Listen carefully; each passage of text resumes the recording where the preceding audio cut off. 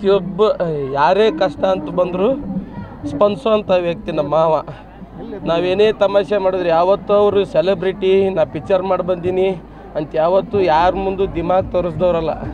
ಅಂಥ ಒಳ್ಳೆ ಮನುಷ್ಯ ಅವ್ರು ಅದು ಅಂತಾರಲ್ಲ, ದೇವರು ಒಳ್ಳೆಯವ್ರನ್ನೇ ಜಲ್ದಿ ಕರ್ಕೊತಾರಂತೇಳಿ. ನಮ್ದೇನೇ ನಮ್ಮ ಜಗಳಿದ್ರು, ನಮ್ಮ ಏನೇ ನಮಗೆ ಕುಂದು ಕೊರತೆಗಳಿದ್ರು ಎಲ್ಲ ಹೋಗಿ ಅವ್ರ ಮುಂದೆ ಹೇಳ್ಕೊಂತಿದ್ವಿ ನಾವು. ಈಗ ಯಾರ ಮುಂದೆ ಹೇಳ್ಕೊಬೇಕು ಅನ್ನೋದು ಗೊತ್ತಾಗವಲ್ದು. ಈಗ ನಮ್ದೇನೇ ಜಗಳ ಆದ್ರೂ, ನಮ್ಮ ಪರ್ಸ್ನಲಿ ನಮ್ಮ ಫ್ಯಾಮಿಲಿ ಜಗಳ ಆದರೂ ಸಹಿತ ನಾ ಮಾವ ನಿಮ್ಮ ಮಗಳು ಹಿಂಗೆ ಕರ್ಕೊಂಬಲ್ಲಿ ಹಾಕಿ ನಾ ಬಗೆಹರಿಸ್ತೀನಿ ಅಂತ ಕರೆಸಿ ಎಲ್ಲ ಮಾತಾಡ್ಸಿ ಕಳಿಸೋರು ನಮ್ಮನ್ನು.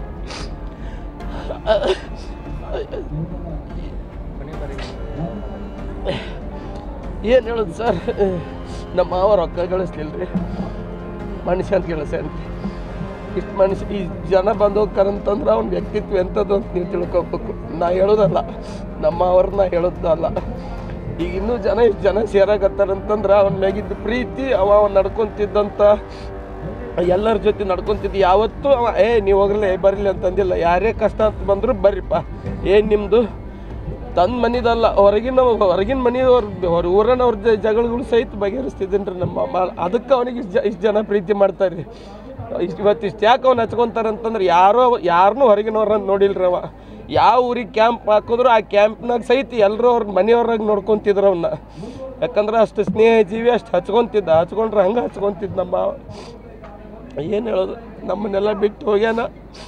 ನಮ್ಮ ಅಕ್ಕಗ, ನಮ್ಮ ಹಳದೇವ್ರಿಗೆ ಆ ನೋವು ಬರ್ಸ್ಕೊಲಿ, ನನಗೆ ಆಗವಲ್ದಿನ ಅವ್ರಿಗೆ ಆಗ್ಲಿಂದ ಹೆಂಗೆ ಹೇಳಿ. ಒಟ್ಟು ನಮ್ಮ ಹೋಗ್ಯಾನ ಮ್ಯಾಗ ಅದಾನ, ಎಲ್ಲೋ ಕುಂತು ನೋಡಕತ್ತ ನಮ್ಮನ್ನು. ಅವನ ಆಶೀರ್ವಾದ ಇರಲಿ ಎಲ್ಲರಿಗೂ.